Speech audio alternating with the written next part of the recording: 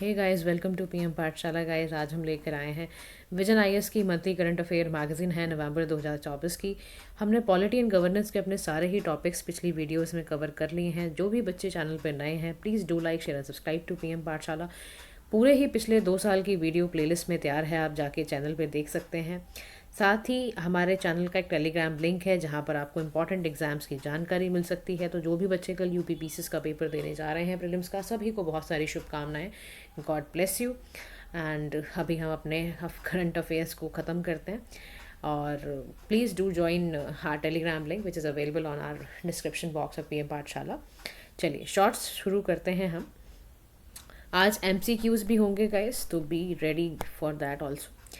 आज का जो पहला हमारा शॉर्ट का पॉलिटी एंड गवर्नेंस में पार्ट है, that is grievance redressal assessment index एक निकाला गया है। 2023 का निकाला है, has been released by DARPG। और इसको कॉन्सेप्चुलाइज बेसिकली यही लोग करते हैं, department of administrative reforms and public grievances वाले। ये बेसिकली ना बेस्ड होता है किसी चीज़ पर, जैसे रिकमेंडेशन मिलती है ना पार्लियामेंट्री स्टैंडिंग कमेटी के लोगों को, पब्लिक ग्रीवेंसेस पेंशन वाला जो डिपार्टमेंट होता है उनके तहत ही मिलती है। अच्छा, ये इंडेक्स कर क्या रहा है, ये इंडेक्स काम क्या करता है? नाम से ही समझ में आ रहा है, ग्रीवेंसेस पे नाम देता होगा। जैसे कोई फीडबैक आ रहा है या किसी ऑर्गेनाइजेशन की एफिशिएंसी की बात आ रही है, ये काम कैसे कर रही है ऑर्गेनाइजेशन, किसी भी तरीके का, समझ रहे हो, या जो भी शिकायत लेकर आ रहा है, उस असेसमेंट का इंडेक्स यहाँ पर क्रिएट किया गया है इस डिपार्टमेंट द्वारा। ठीक है, अब ये जो काम कर रहा है ना, इसमें 4 डायमेंशंस को लेकर DARPG काम करता है। क्या देखता है? एफिशिएंसी ऑर्गेनाइजेशन की, फीडबैक क्या आ रहे हैं, डोमेन क्या है और ऑर्गेनाइजेशन का कमिटमेंट कितना है। इन 4 फैक्टर्स पर ये ना निकाल देते हैं रिपोर्ट को। और 11 इंडिकेटर्स होते हैं जिसके तहत ये असेस करते हैं ग्रीवेंसेस को, which is adopted by central ministry and department द्वारा, जो भी अडॉप्ट किया गया है। अच्छा, इनके ऑब्जेक्टिव्स क्या हैं? सवाल तो हमारे पास ये आता है कि ऑब्जेक्टिव्स क्या हैं। तो ये हाईलाइट करते हैं स्ट्रेंथ और किन किन एरिया में इम्प्रूवमेंट की ज़रूरत है ग्रीवेंसेस को लेकर, ये बेसिकली ये सब हाईलाइट करते हैं। अच्छा, फिर ये रैंक भी करते हैं, जैसे डिपार्टमेंट ऑफ एग्रीकल्चर है, फार्मर वेलफेयर को लेकर डिपार्टमेंट है, टॉप द रैंकिंग। याद रखना, अगर क्वेश्चन पूछे कि किस डिपार्टमेंट ने, सरकार के किस डिपार्टमेंट ने इन 4 डायमेंशंस पर, यानी एफिशिएंसी, फीडबैक, डोमेन और ऑर्गेनाइजेशनल कमिटमेंट पे, 4 डायमेंशंस पर अच्छी रैंक हासिल की है, टॉप किया है, तो वो डिपार्टमेंट कौन सा आएगा आपका? Department of agriculture and farmer welfare. फिर उसके बाद सेकंड डिपार्टमेंट कौन है जिसने अच्छा रैंक हासिल किया है दूसरे नंबर पर? Department of posting group A. बात समझ में आ रही है? तो यहाँ पर सरकार के डिपार्टमेंट्स को 4 डायमेंशंस पर चेक किया जाता है। फीडबैक, एफिशिएंसी, सेंट्रल मिनिस्ट्री का अडॉप्शन कितना है, डिपार्टमेंट्स का कैसा ध्यान है, ऑर्गेनाइजेशनल कमिटमेंट कैसे हैं, डोमेन कैसी, सारा का ध्यान करते हुए सेंट्रल मिनिस्ट्री डिपार्टमेंट इस रिपोर्ट को निकालती है। फर्स्ट नंबर पे कौन सा डिपार्टमेंट आया? Department of agriculture and farmers welfare. ठीक है, move to the next short, जिसमें बात करेगा वो सिविल रजिस्ट्रेशन सिस्टम की। किसकी बात करेगा? सिविल रजिस्ट्रेशन सिस्टम की। तो यूनियन होम मिनिस्ट्री है। कौन सी मिनिस्ट्री है गाइस? होम मिनिस्ट्री है। क्या लॉन्च करा इन्होंने? Civil registration system mobile application. ये एप्लीकेशन क्या डेवलप कर रही है? Registrar general and census commissioner of India द्वारा डेवलप किया गया है। ध्यान से सुनो, civil registration system union home ministry ने किया है। कहाँ लॉन्च हुआ है? मोबाइल पर। मोबाइल की एप्लीकेशन है ये एक, समझ में आ रहा है? मोबाइल की एप्लीकेशन है, किसके द्वारा बनाई गई है? रजिस्ट्रार जनरल और सेंसस कमिश्नर ऑफ इंडिया द्वारा। क्या करने के लिए? कि रजिस्ट्रेशन में जो टाइम लगता है वो कम लगे। ठीक है, उसको रिड्यूस करने के लिए किया गया है। ये एक यूनिफाइड सिस्टम है, बहुत कॉन्टिन्यूस है, मैंडेटरी है, परमानेंट डॉक्यूमेंट है वाइटल इवेंट्स का। इसमें करते क्या है, क्या लिखा जाता है? बर्थ है, डेथ लिखा जाता है, स्टिल बर्थ वालों के लिखा जाता है, एसोसिएटेड डिटेल्स सारी की सारी होती हैं। मतलब इसमें कोशिश की जा रही है कि कैसा हो जाए, मोबाइल एप्लीकेशन पर ही आप क्या लिख दो? रजिस्टर कर दो बर्थ और डेथ को। समझ में आ रहा है? तो birth and death act 1969 mandate करता है all birth and death must be officially register हो जाएं। और ये किसके अंडर हो रहा है, किस अथॉरिटी के अंडर हो रहा है, रजिस्ट्रार जनरल के अंडर और सेंसस कमिश्नर ऑफ इंडिया के अंडर ये काम हो रहा है। अच्छा, रजिस्ट्रेशन का प्रोसेस कौन सी लिस्ट में आता है 7th शेड्यूल की, तो आप बताओगे जी कंकरेंट लिस्ट में आता है, जिसमें सेंटर और स्टेट दोनों ही काम कर सकते हैं। बात समझ में आ रही है। Move to the next topic, चलिए मूव करते हैं अब हम। नेक्स्ट टॉपिक है prior sanction mandatory to prosecute public servants. अगर आप किसी पब्लिक सर्वेंट को प्रोसिक्यूट करना चाहते हो तो प्रायर सैंक्शन लगाना मैंडेटरी कर दिया गया है। अब प्रोसिक्यूशन क्या होता है जी? प्रोसिक्यूशन का मतलब होता है एक ऐसा प्रोसेस जिसमें आप ऑफिशियली किसी व्यक्ति विशेष को चार्ज लगा देते हो उसके ऊपर, उसने कोई गिल्ट किया है इन कोर्ट ऑफ लॉ, ठीक है, तो उसके अगेंस्ट चार्ज लगाया जाता है। बात समझ रहे हो? अब प्रायर सैंक्शन लगाने की बात क्यों की जा रही है? सैंक्शन का क्या मतलब होता है? सैंक्शन का मतलब एक ऑफिशियल ऑर्डर लगाने की ज़रूरत उससे पहले पड़ेगी कि उसका बिजनेस कॉन्टैक्ट या ये सब चीज़ें लिमिट करने के लिए। तो क्या बोल रहा है कि ये कब करना है? मनी लॉन्ड्रिंग के केसेस में करना है। अगर पब्लिक सर्वेंट के खिलाफ कोई मनी लॉन्ड्रिंग का केस आया है तो उसको प्रोसिक्यूट करने से पहले आपको उसके ऊपर सबसे पहले सैंक्शन लगानी है, प्रायर सैंक्शन है, और वो लगानी ही लगानी है। It is mandatory. समझ रहे हो? तो यहाँ पर ये क्या कह रहा है? एस्टैब्लिशिंग अ की procedural safeguard.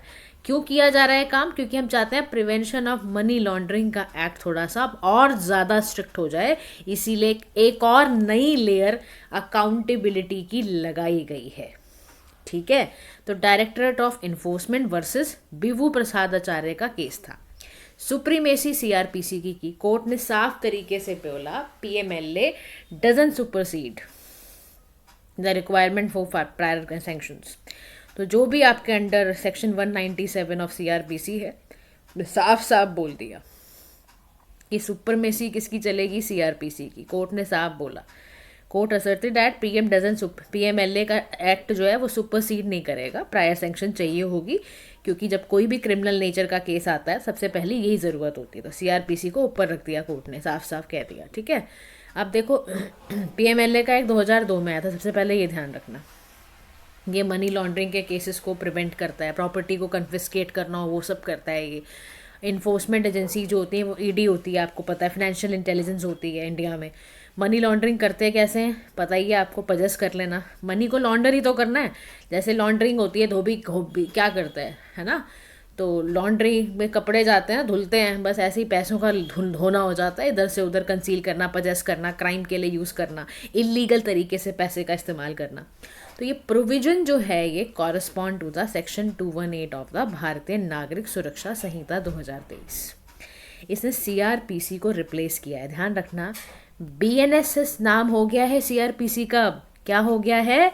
Code of criminal procedure का नाम अब हो गया है भारतीय नागरिक सुरक्षा संहिता। फिर आता है सेक्शन 197 ऑफ सीआरपीसी। इसमें क्या कर रहे हैं हम? पब्लिक सर्वेंट को हमें प्रोटेक्ट करना है किसी भी प्रोसिक्यूशन से, उसको प्रोसिक्यूट होने से हमें बचाना है। फिर एक्सेप्शन में क्या कह रहा है कि protection is not unqualified and public servant can be prosecuted, previous sanctions आप लगा सकते हो। फिर प्रोविजन कौन से हैं towards protection of civil servant? ऐसा क्या करो कि प्रोटेक्शन भी हो। और प्रोविजन ऐसे कौन कौन से जिसमें सिविल सर्वेंट्स की प्रोटेक्शन की बात की जा रही है? तो आर्टिकल 311 का 1 क्लॉज और 311 का 2nd क्लॉज, जिसमें साफ बोल रहा है कॉन्स्टिट्यूशनल प्रोटेक्शन देनी है आपको सिविल सर्वेंट्स को। आप समझ रहे हो ये काम क्यों किया जा रहा है? ये इसीलिए किया जा रहा है कि कॉन्स्टिट्यूशनल प्रोटेक्शन भी देना सिविल सर्वेंट्स को ज़रूरी है, क्योंकि आर्टिकल 311 का 1 क्लॉज और 311 का 2nd क्लॉज ही बात कर रहा है।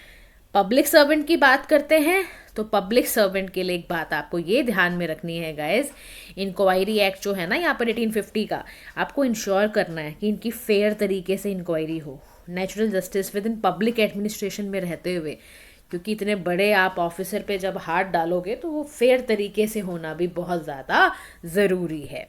अब हम चलते हैं अपने नेक्स्ट शॉर्ट पे, जिसमें नाम है report on prisons in India. एक रिपोर्ट निकली है जो कैदी होते हैं उनके बारे में।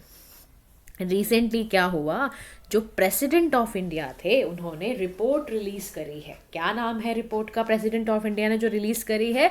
Prisons in India, mapping prison manuals and measures for reformation and decongestion.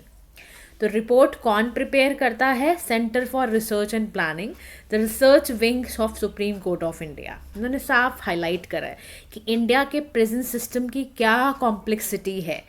ठीक है, फोकस क्या होना चाहिए? टेक्नोलॉजी ड्राइवन सोल्यूशन निकाले जाएं। तो क्या की इनसाइट आया रिपोर्ट से? स्टीरियोटाइपिंग है जी। कह रहा देखो, आज आपको मैं बड़ी गंभीर समस्या के बारे में बताने जा रहा हूँ। जो प्रेजेंस मैन्युअल है उससे साफ पता चला कि essential sanitation, conservancy work as menial और डिग्रेडिंग, मतलब इतना बुरा हाल है जैसे पता चल रहा है कि भाई गंद में रखा जाता है इनको। अब बेल रिजेक्शन रेट जो बेल एप्लीकेशंस का इतना हाई है, सेशन कोर्ट में लिख लो आप 32.3%, मैजिस्ट्रियल कोर्ट्स में 16.2%, स्लो ट्रायल हैं 52% केसेस जहां पर एक्यूज कस्टडी में होता है मोर देन 1 ईयर, वो पेंडिंग पड़ा हुआ है। फिर मैनुअल स्केवेंजिंग का जो प्रिजन्स का परसिस्टेंस है, division of prison work based on caste system का है, इसको क्या करोगे आप? अनकॉन्स्टिट्यूशनल है Sukanya Shanta case. Under utilization है ओपन प्रिजन्स, जितनी भी ये जेलें जो खुली हुई हैं इसको यूटिलाइज ही नहीं करा जा रहा है। मतलब आप सोचो, मैनुअल स्कैवेंजिंग अभी भी चल रही है। जो काम आप सोचो टेक्नोलॉजी कर सकती है, गटर खोलने के काम, गटर साफ करने के काम, वो बेचारे कास्ट सिस्टम में, क्योंकि ये बहुत नीची जाति के, इनसे करा देते हैं लोग और अलग अलग नाम रख देते हैं इनके, तो मेरे को तो बोलने में भी शर्म आ जाए नाम। तो कह रहा है भाई साहब रिफॉर्म लाने की बेहद ज़रूरत है और इनकी जीवन को सुधारेगा टेक्नोलॉजी। तो ई प्रिजन्स होनी चाहिए, नेशनल इंफॉर्मेटिक्स सेंटर्स ने डेवलप करी है ताकि सारी activities prison related, prisoner management वैसे ही हो। फिर model prison and correctional services चाहिए, इलेक्ट्रॉनिक तरीका चाहिए हमें, उनको कोई ग्रांट करनी हो, कोई लीव पे जाना हो, उन्हें कुछ ऐसी कंडीशन हुई हो तो कुछ तो हो। फिर fast and secure transmission of electronic records, inter operable criminal justice system, यानी एक ऑटोमेटिक चैनल हो कोर्ट्स, पुलिस और प्रिजन्स के बीच में, ताकि अनजस्टिफाइड डिले कस्टडी केस में रिड्यूस हो पाए, जो बहुत ज़रूरी है। ठीक है, move to the next question. आपका शॉर्ट है जिसमें आपको बड़ा ही जान के सुन के बड़ी खुशी होगी कि नए हमारे 51st chief justice of India आ गए हैं। पहले चंद्रचूड़ जी थे, अभी हमारे नए जो 51st CJI आए हैं उनका नाम है जस्टिस संजीव खन्ना। ठीक है, इन्होंने ओथ भी ली है प्रेसिडेंट ऑफ इंडिया के सामने ही, सेरेमनी हुई थी राष्ट्रपति भवन में। और अब हमें जानना चाहिए कि CJI बनता कैसे है। तो जो सीनियर मोस्ट सुप्रीम कोर्ट का जज होगा, अगर वो कंसिडर किया जाता है कि ये रोल के लिए फिट हैं तो उनको अपॉइंट कर लिया जाता है। ठीक है, ऑनगोइंग रिकमेंडेशन के चलते। लेकिन ये रूल 3 बारी ब्रीच हुआ है, ध्यान रखना। 1964 में JL नेहरू की जिस समय डेथ हुई थी, 1973 में इंदिरा गांधी के टाइम पे, 1977 में जब इमरजेंसी के तुरंत बाद ना ऐसा हुआ था। तो इन तीनों सालों में 64, 73, 77 में सीनियर मोस्ट जज को सुप्रीम कोर्ट के CJI नहीं बनाया गया था। तो अगर क्वेश्चन आ जाए तो आपको पता होना चाहिए। कोलिजियम सिस्टम ही तरीका है CJI को चुनने का। जुडिशियल अपॉइंटमेंट ऐसे ही होती हैं, जजेस हो सुप्रीम कोर्ट के, हाई कोर्ट के हो, कोलिजियम के द्वारा ही। आर्टिकल कौन सा है? 124 एंड 217। समझ रहे हो? हाई कोर्ट का होगा तो 217, सुप्रीम कोर्ट का होगा तो 124। अपॉइंटमेंट के लिए कोलिजियम बैठता है, CJI प्लस 4 सीनियर मोस्ट जजेस ऑफ सुप्रीम कोर्ट बैठते हैं। फिर ये अपॉइंटमेंट कैसे करते हैं? हाई कोर्ट में भी SC कोलिजियम बैठता है, चीफ जस्टिस और 2 सीनियर मोस्ट जजेस होते हैं कंसर्न्ड SC के। SC कोलिजियम में CJI प्लस 2 सीनियर मोस्ट जजेस होते हैं सुप्रीम कोर्ट के। ठीक है, अब यूनियन मिनिस्टर जो लॉ का है, जस्टिस का है, कंपनी अफेयर्स का है, उन्होंने रिकमेंडेशन दे दी, प्राइम मिनिस्टर को भेजी, फिर एडवाइस मिला प्रेसिडेंट को, उन्होंने अपॉइंटमेंट कर दी। तो आर्टिकल किसके अंडर होता है? ये आर्टिकल 124 नहीं भूलना है आपको, सेकंड क्लॉज। एवरी जज of Supreme court appointed by the president. वो होल्ड तब तक ऑफिस कर सकते हैं, या तो आपको पता ही है she attains the age of 65 year, उससे पहले ये करना होता है। अब CJI करते क्या है? बड़ा इंपॉर्टेंट सवाल है। CJI का रोल क्या होता है? तो पहला इनका रोल है first amongst the equals. Supreme Court in the state of Rajasthan versus Prakash Chand 1997 का केस था, साफ तरीके से रूल के करते हुए बोलते हैं CJI जो है वो हेड ऑफ द जुडिशरी होता है। लीडरशिप पोजीशन होती है इसकी, they do not hold any superior judicial authority over the ऐसे, मतलब इससे ऊपर कुछ और है नहीं, सुपीरियर जुडिशियल अथॉरिटी है यही होते हैं CJI. Master of the roster, exclusive power होती है इनकी, बेंचेस वगैरह बैठते हैं, हियर करते हैं केसेस को। कॉलेजियम्स के हमेशा हेड होते हैं, कोई ट्रांसफ़र करना हो, अपॉइंटमेंट लेनी हो जुडिशरी में, वो यही करते हैं। अपॉइंटमेंट करना हो किसी ऑफिसर का, कोई सर्वेंट ऑफ सुप्रीम कोर्ट, यही करते हैं आर्टिकल 146 के तहत। तो इतना important role chief justice of India का होता है। Move to the next topic जिसका नाम है इंटर स्टेट काउंसिल, जिसको रिकॉन्स्टिट्यूट किया गया है। जैसे ही इंटर स्टेट काउंसिल सुनो, आर्टिकल 263 आपको याद आ जाना चाहिए। फोरम है सेंटर ऑफ स्टेट, जहाँ पर कोऑर्डिनेट करते हैं, कोऑपरेट करते हैं आपस में। तो प्रेसिडेंशियल ऑर्डर निकाला गया था 1990 सरकारिया कमीशन का, उसके तहत इसको बनाया गया था। इसमें कौन बैठता है? प्राइम मिनिस्टर बैठते हैं, सभी स्टेट्स के, सभी राज्यों के मुख्यमंत्री, सीएम्स, यूनियन टेरिटरीज के सीएम बैठते हैं, और 6 मिनिस्टर्स होते हैं कैबिनेट रैंक के, वो नॉमिनेटेड जो भी प्राइम मिनिस्टर करते हैं 6 मिनिस्टर्स को, तो वो इंटर स्टेट काउंसिल का पार्ट होते हैं। लास्ट हमारा शॉट है आज का कि अलीगढ़ की जो मुस्लिम यूनिवर्सिटी है उसको माइनॉरिटी इंस्टीट्यूशन का दर्जा, स्टेटस दिया गया है। Recently supreme court overturned a decision which denied Aligarh Muslim university status as a minority institution. अब सुप्रीम कोर्ट के पास ये केस गया तो कि अलीगढ़ मुस्लिम यूनिवर्सिटी का स्टेटस माइनॉरिटी में बनाया जाए, लेकिन लेकिन लेकिन इस डिसीजन को डिनाई किया गया। अब इसके कारण हमें जानने हैं कि ऐसा क्यों किया गया। देखो समझो, हमारे ही फंडामेंटल राइट्स में माइनॉरिटीज़ के राइट्स को इस्टेब्लिश करा गया है। आर्टिकल 30 का फर्स्ट क्लॉज कहता है कि लिंग्विस्टिक, भाषा के दर्ज पे या रिलीजन के दर्ज पे, धर्म के दर्ज पे माइनॉरिटी जो भी है उसको फंडामेंटल राइट मिलेगा, वो अपने हिसाब से एजुकेशनल इंस्टीट्यूशन चॉइस वगैरह बना सकते हैं। अच्छा, ओवरटर्न भी कर दिया। देखो पहले ना डिनाई किया गया था, yes I have not read this word, sorry, overturn करा गया है इस डिसीजन को। पहले तो वरना ये हो गया था कि नहीं होगा, लेकिन फिर this decision has been overturned, ठीक है ना, करना पड़ा उल्टा, because we have fundamental rights as well ना। So National Commission for Minority Education Institutions ने साफ तरीके से बोला कि देखो जी, ऐसा है कि आर्टिकल 30 का जो फर्स्ट क्लॉज है वो तो साफ तौर पे कह रहा है कि माइनॉरिटीज़ को तो ये राइट मिलने ही चाहिए, तो आप इसको कैसे दरकिनार कर सकते हो। तो ओवरटर्न करना पड़ा, पहले तो उन्होंने हटा ही दिया था वरना। तो सुप्रीम कोर्ट ने क्या करा, बाय 4:3 की मेजॉरिटी में ओवर रूल करा एस अजीज भाषा वर्सेस यूनियन ऑफ इंडिया के जजमेंट को कि AMU Aligarh Muslim university minority status claim नहीं कर सकती, क्योंकि ये ऑलरेडी स्टैच्यूट से बनी हुई है। पहले की आई थी बात, ध्यान से सुनना। फिर सुप्रीम कोर्ट ने एस अजीज भाषा वर्सेस यूनियन ऑफ इंडिया में साफ बोला कि एएमयू जो है वो नाइदर कभी स्टैब्लिश हुई थी, ना ही कोई मुस्लिम माइनॉरिटी का केस है, ये तो सेंट्रल यूनिवर्सिटी है, 1920 में आई थी, ठीक है। लेटर ऑन पार्लियामेंट ने एएमयू को अमेंडमेंट करके माइनॉरिटी का स्टेटस दिया, लेकिन इलाहाबाद का जो कोर्ट था ना, इलाहाबाद का जो हाई कोर्ट है, उसने स्ट्रक डाउन कर दिया माइनॉरिटी स्टेट 2006 में, सब्सिक्वेंटली चेंज करना पड़ा सुप्रीम कोर्ट को 2019 में। फिर नाउ एससी ने ये रेफर करा कि देखो जी, इशू जो एमयू का माइनॉरिटी स्टेटस का है वो अंडर आर्टिकल 30 में पड़ रहा है। तो based on this regular bench बैठा, उसने कहा फिर तो ये देना पड़ेगा स्टेटस। तो की हाईलाइट ये है, no need for minority control over administration to prove that's a minority educational institution. ये क्या बोल रहा है जजमेंट में, हाईलाइट ये बोले गए कि आपको ना माइनॉरिटी को कंट्रोल करने की ज़रूरत नहीं है, वो इटसेल्फ अपना माइनॉरिटी एजुकेशनल इंस्टीट्यूशन एंजॉय कर रहे हैं, और कोर्ट शुड ट्रेस जेनेसिस, है ना, और behind identify brain behind the institution, जो है ना ये सब कुछ कर रहे हैं। अब इसमें ना एक शब्द आया आपके पास, ट्रेस जेनेसिस। ये शब्द का मतलब आपको ज़रूर पता होना चाहिए। देखो, ट्रेस द जेनेसिस का मतलब क्या होता है हम ये जानते हैं।